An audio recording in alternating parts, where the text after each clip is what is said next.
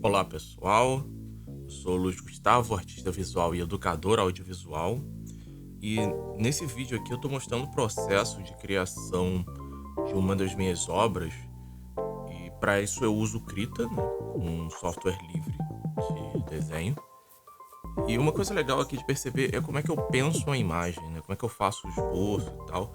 Essa imagem aqui ela tem alguns desafios próprios e algumas formas de pensar toda a arte, né? Aqui eu estou usando a ferramenta de simetria para que eu consiga desenhar de um lado e reproduzir exatamente do outro, né? Ser simétrico, porque nesse caso aqui eu tinha pensado numa imagem que fosse uma dualidade, né? Que ela ao mesmo tempo que representa o presente, ela representasse o futuro, que ela tivesse uma leitura quase tecnomística, sabe? Um negócio meio louco nesse nível. Não é à toa que o próprio nome da obra, né? Eu acabei nomeando ela de Vida ou O Oráculo da Nova Existência. Então, ela é uma obra que traz um pouco disso.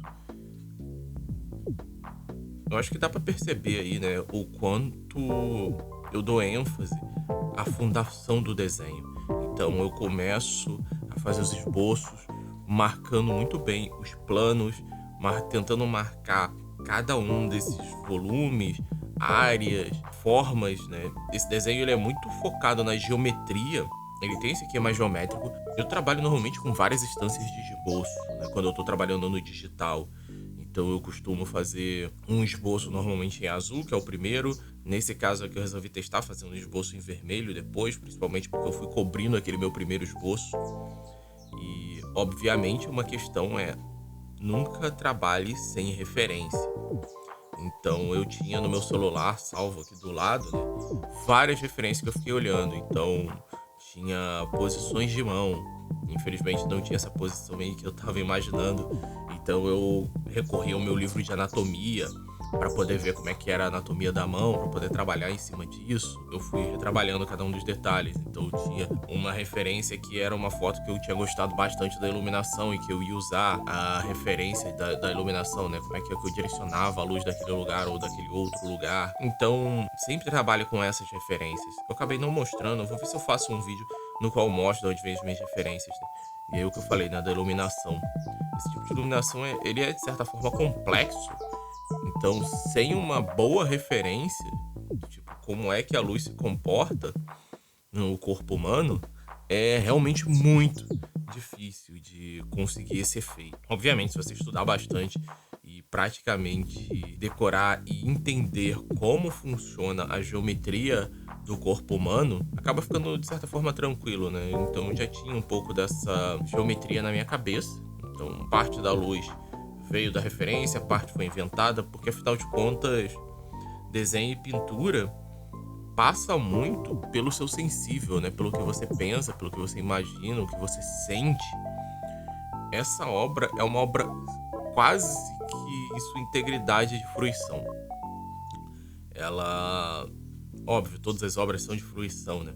Mas essa obra aqui em específico, eu resolvi focar muito mais em experimentar, em sentir, né? Tanto que vocês estão vendo aí que eu vou testando cores, testando texturas para tentar criar algo que me agrade.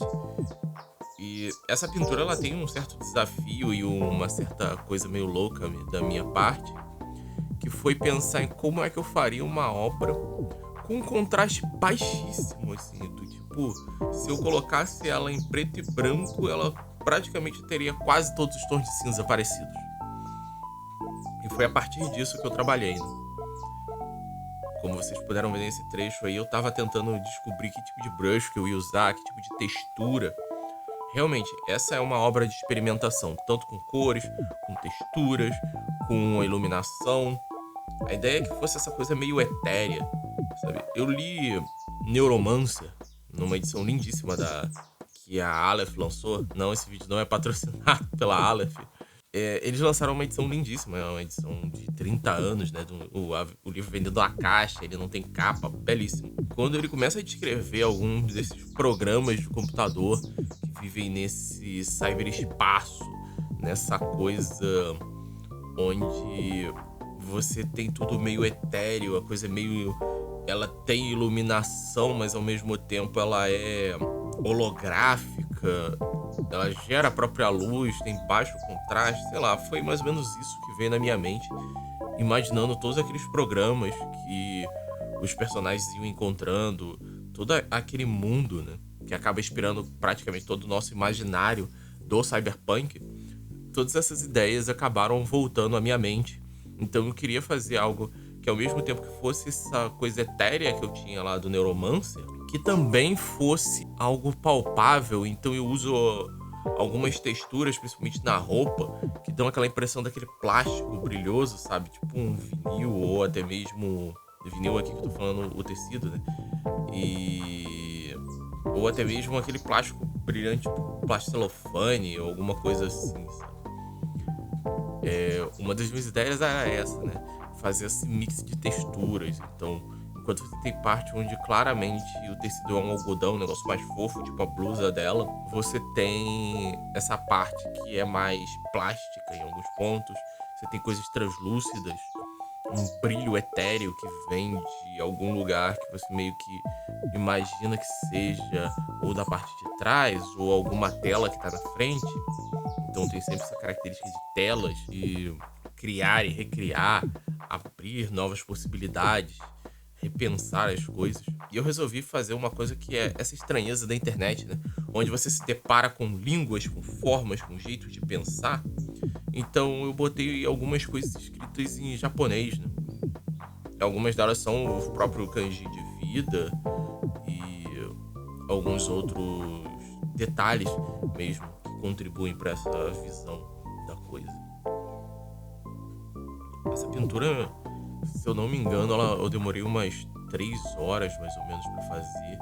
Sim, eu sei que foi lento, mas eu normalmente trabalho lento, principalmente que eu venho do trabalho com pincel e tinta, né? Um trabalho manual, tradicional de pintura. Então, quando eu vou trabalhar, por exemplo, aqui numa obra que é no digital, que é uma mídia, uma ferramenta com a qual eu não tenho tanta familiaridade assim, que eu ainda não domino ela 100%. Conseguem ver aí eu eu acabando apanhando um pouquinho aí para as ferramentas mesmo de seleção e tudo mais, mesmo tendo feito o curso de Photoshop há alguns anos atrás, uns bons anos atrás. Mas eu sempre fui da arte do físico, né, do tradicional. Resolvi me propor esses desafios, né? Acho que quando esse vídeo aqui sair, vocês já vão poder dar uma olhada lá no meu Instagram, no meu ArtStation, vão estar aí na descrição, com algumas outras obras, né? Essa obra aí finalizada, tem uma série nova que eu tô planejando aí, todas em digital. Só lembrando que quem quiser adquirir obras e tal, seja originais físicas, né? Seja pintura em tela, aquarela, ou mesmo prints, né? Impressões em altíssima qualidade, todas elas numeradas e tudo mais. É só entrar em contato, tem o meu e-mail aí de contato, ou pode mandar uma DM lá no Instagram, eu costumo responder bem rápido. E é isso, o trabalho artístico ele não para, né? A gente tá sempre desenvolvendo novas coisas, pensando em novas formas de criar. Essa pintura é isso, né? Ela não é só também uma experimentação, mas ela é algo de pensar e de sentir em mim, né? Espero que vocês tenham gostado, que tenha feito vocês pensarem em algumas coisas. Quem quiser criar novas coisas também, inspirados e tal, me marca aí que eu adoraria ver. Então, valeu pessoal, minhas mídias estão aí na descrição e até a próxima.